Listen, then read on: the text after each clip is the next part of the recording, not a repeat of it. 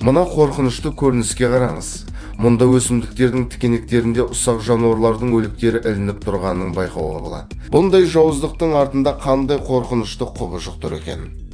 Егер анықтап қарайтын болсақ, бұл кішкентай құс өсімдік тікенектерінің олжаларын сақтауға пайдаланады. Ол дәл осылай апта бойы өз балапандарына біраз уақытқа жететіндей қоректерді жинайды. Қорқынышты көрінгенімен шөл далада азық жинау үшін тамаша шешім. Таныс болыңыздар, бұл құмырсқа жейтін өрмекші.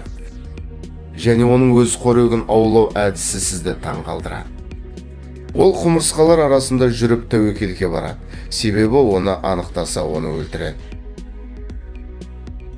Өрмекші жалғыз жүрген олжасының артынан келіп істейді, және сол сәтте оның әсерінен құмырсқа өледі. Енді құмырсқаны алып бұл жерден кету керек.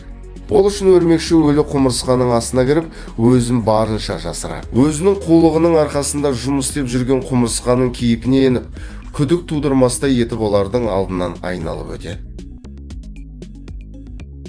Мұртшасындағы құмырсқаның иісінің арқасында оны ешкім анықтай алмайды. Тексерістен аман есен өткен өрмекші түскі асымен бірге қауіпсіз жерге жайғасады. Ол құмырсқаның денесінен барлық шырындарын сорып, тек сыртқы қабығын қалдырады. Осыдан кейін өрмекші өз ұясына ешкім байқамайтындай етіп жасырынады. Мынаған қараңыз. Бұл қандайда бір динозаврдың біздің заманымызға дейін жеткен түрі болуы мүмкін. Бірақ анықтап қарайтын болсақ, бұл Австралияда мекендейтін ерекше кесіртке. Бұл кесіртке өзінің сыртқы келбетінен бөлек тағы бір ерекшелігімен белгілі. Ол суды тері арқылы немесе шалшықтан суды тікелей аяқпен сіңіру қабілеті арқылы тұтынады.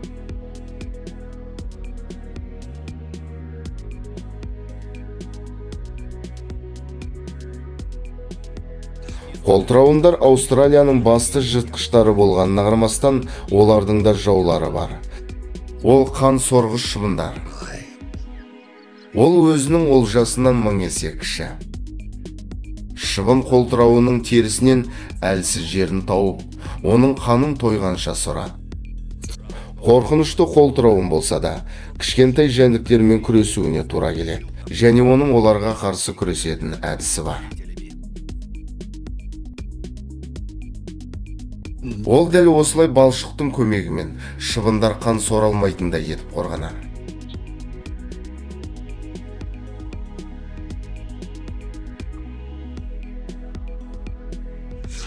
Табиғатта әртіс құстарды көп кездестіруге болады, және мына құста солардың бірі. Қазір ол қанаттарын жайып тұрып, ұрғашы құстың алдында бар өнерін паш етуде.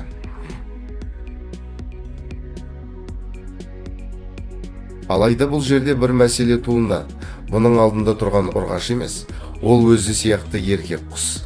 Бұл әлі жас құс ұрғашының кейпінде келіп, тәжірибелі еркек құстардан дәл осылай би билеуді үйренеді. Бұндай қиын биді үйрену үшін оларға шамамен 5 жылдай уақыт кетеді. Сондықтан әлі өзгермеген жас еркек құстар осындай қадамға барады. Мұны көріп көңілі қалған ересек құс сол жерден билеуін тоқтатады. Жас құстар билеуді үйренбесе, болашақта жұпсыз қалады. Бұл жер Африкаға қоныс аударатын құстар үшін маңызды орын. Ал жергілікті жыландар осы жағдайды пайдаланып, ыңғайлы жайғасып алған. Құстар бұл жерге су ішуге келетінін біліп, жыландар оларды күтіп жатады.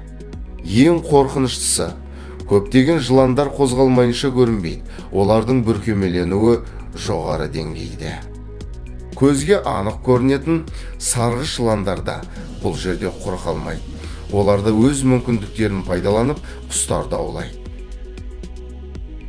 Қытайда осыған ұқсас шағын жыландар аралы бар. Және мұнда арасында олардың саны өте көп, 20 мыңға жуық жылан бар. Аралға жылына 2 рет қоныс аударып келетін құстарды аулап өмір сүреді. Жылдың қалған бөлігінде мұнда жыландар белсенді болмайды, олар аштықпен ұйықтайды. Сондықтан жыландар құстар келетін шектеулі уақыт ішінде алдағы жарты жылға жететіндей етіп қоректенулері қажет. Құстарды сол уақытта ағаштардың бұтақтарында 20 мың жылан күтіп тұрады. Олардың әрқайсысы мүмкіндіктерін пайдаланып, өз олжаларын аулауға ұмтылады.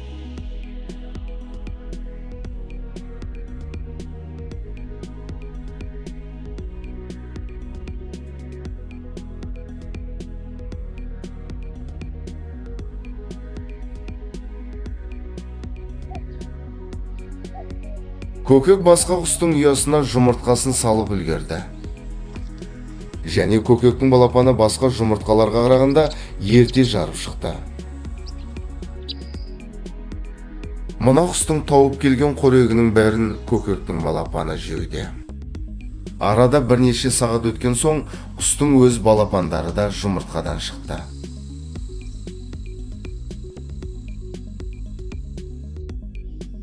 Көкектің балапаны ұядағы, басқа балапандарды төмен қарай құлатуда.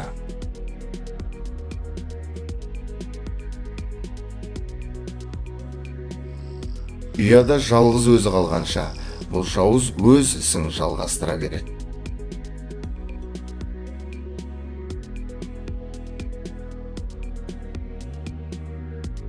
Ұрғашы құс оған қарсы ештеңе істей алмайды.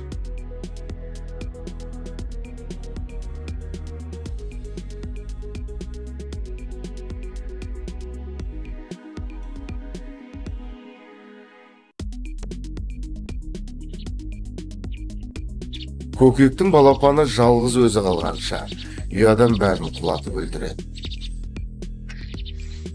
Дәл осылай ұядан ұшқанша, мына ұрғашы құс көкектің балапанын бағады. Дым білмегендей болып жеп жатқаннан қарашы, әлемдегі ең қу жануарлардың бірі, мына шошқа мұрынды жылан, бауырымен жорғалаушыға қандайда бір қауіп төнсе, ол дереу өліп қалған кейіп танытады. Алдымен ол бірнеше рет бұралып, өлейін деп жатқанын көрсетеді. Содан кейін аузын ашып, тілін шығарып, теріс бетімен жата қалады. Егер бұлды аздық етсе, жылан аузынан қан жіберіп, өліктің иісін шығарады. Бұл сыртқы келбеті құмырсқаға ұқсас келетін ерекше араның түрі. Оның құмырсқалар арасында жүруінің бар мақсаты мына жердегі қоңыздың дернәсілі. Іннің басындағы қатты сауытымен бекітіп алған дернәсіл үстінен өткен құмырсқаларды аулап, олармен қоректенеді. Ал мына ара бұл жағдайды өз пайдасына қолданады. Ара дернәсіл үшін құмырсқалар сияқты оңай олжа емес. Ол жылдамдықпен оның аузынан сытылып өтіп, дернәсілдің жұмсақ жерінен ұстап алып, ішке қарай кіріп алды. Енді ара ұстап алған құрбанның денесіне өзінің жұмыртқаларын салады. Ал жұмыртқадан шыққан араның дернәсілдері қоңыздың дернәсілін іштей жейтін болады. Оларға ешкім кедергі жасамас үшін ересек ара тастармен ол жерді бекітіп қояды. Гавайлық жұлдыз құрттарды өз айласына асыру жағынан ешкімнен қалсар емес, бұл жұлдыз құрттың қарапайым жапырақтармен қоректенетін түрлерінен айырмашылығы жыртқыш болып келеді. Олар бұтақтардың арасында бүркемеленіп, ағашқа қонған дрозофил атты шыбындарды аулайды.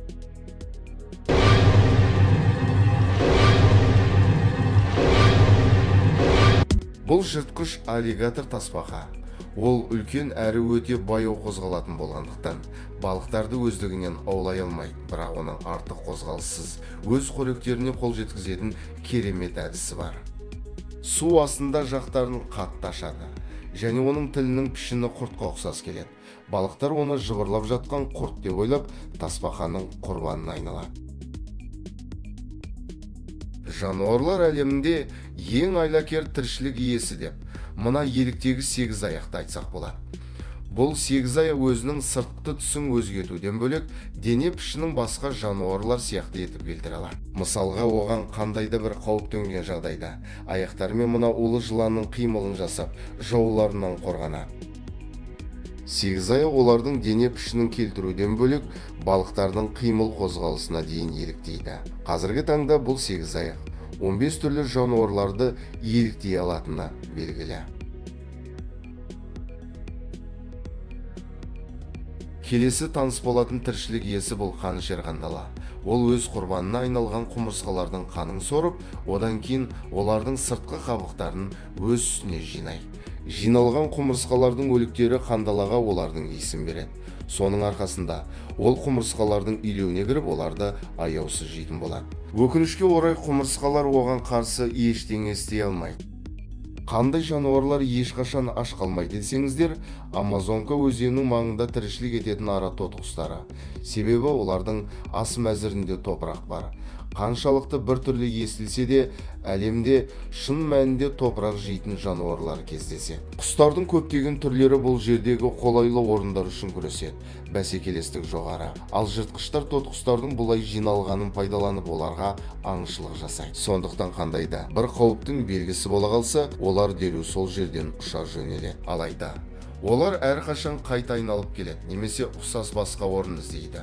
Өйткені топырақты жеу қажеттілігі жиі туындайды. Құстар сағаттап осы жерде отырып, топырақ жеумен және ең жақсы орындар үшін бір-бірімен таласады. Егерде тотықұстардың ұрпақтары болса, онда ересектер тез арада өздері тойып, содан кейін ұяға қарай топырақта суларына тура келеді. Балапандар өздері ұшатын сәтке жеткенше, ересек құстар оларға 5 келедей топырақ таситын болады. Топырақты жеу маңыздылығы негізінен мұхиттан, алыс жерде өмір сүретін жануарларға тұздың жетіспеуінен туындайды. Себебі тұзсыз ұрпақтарының ми мен сүйектері толыққанды дамымай қалады. Топырақ тек балапандарға ғана емес, ересектерге де пайдалы. Өйткені ол құстардың әртүрлі жемістердің тұқымдарынан алған токсиндерін бейтараптандырады. Мен сені жерге көмемін деген сөзбен мына батпақты, лай суда тіршілік ететін қос тынысты балықты қорқыта алмайсың. Бұл ерекше қабілет оларға миллиондаған жылдардан бері өмір сүруге мүмкіндік беріп келеді. Қатты құрғақшылық басталып, су түгелдей тартылып қалса, бұл балықтар сүтқоректілер секілді ауамен тыныс ала бастайды. Кейде құрғақшылық бірнеше жылға созылады, бірақ балықтарға бұл жағдай мәселе тудырмайды. Олар лайдан қазып соның ішіне кіреді, денесін сілекеймен жабады. Ол кепкен соң балықты толық сусызданудан қорғайтын тығыз қапқа айналады. Арада бірнеше жылдар өтеді. Жергілікті халық бұрын бұл жерде көл болғанында ұмытып кеткен. Ал қос тынысты балық әлі де өз сәтін күтіп жер астында қатып жатыр. Жергілікті тұрғындар бұрынғы көлдің орнынан топырақтар алып, құрылысқа кірпіштерін жасайды.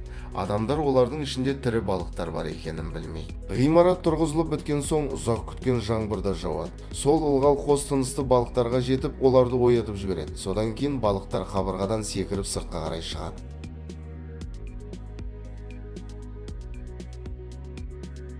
Ғалымдардың зерттеуі бойынша бұл балықтар тіпті динозаврлардан бұрын өмір сүрген және әлі де тіршілік етуде.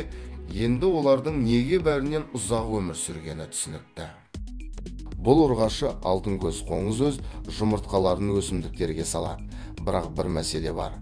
Егер құмырсқалар байқап қалса, олар жұмыртқаларды жейді. Алайда алтын көз қоңыз ерекше әдіс қолданады. Ол жұмыртқаларын тікелей өсімдіктің сабақтарына емес, алдымен ол кішкентай жабысқақ жібек тамшысын шығарып, содан кейін сол тамшының ұшына жұмыртқасын қояды. Нәтижесінде жұмыртқа ауада қауіпсіз түрде ілініп тұрады. Алтын көз қоңыз өзінің құрсағында бездері арқылы жібекті сұйық күйінде шығарады. Ол күніне 30-ға дейін жұмыртқа салады. Әрқайсысы жеке жібек жіпшесіне бекітіледі. Бұл жіп соншалықты жіңішке, тіпті құмырсқалар сияқты жыртқыш жәндіктер оның жанынан өтіп бара жатып, көз алдында дәмді тағам тұрғанын байқамай қалады. Құмырсқалар үнемі азық іздеуге шықса да, алтын көз қоңыздың жұмыртқалары аман қалады. 3 күннен кейін оларды кішкентай дернәсілдер жарып шығады. Енді олар өз бетімен өмір сүреді және бұл еңбекқор ұрғашы қоңыздың қамқорлығының арқасында кішкентай қоңыздар өмірге жақсы бастау алады. Дәл осымен біздің видеода өз мәресіне жетті. Назарларыңызға рахмет. Видео қызықты әрі пайдалы болса, арнама жазылып, лайк басып, пікір қалдыруды ұмытпа. Келесі кездескенше сау болыңыздар.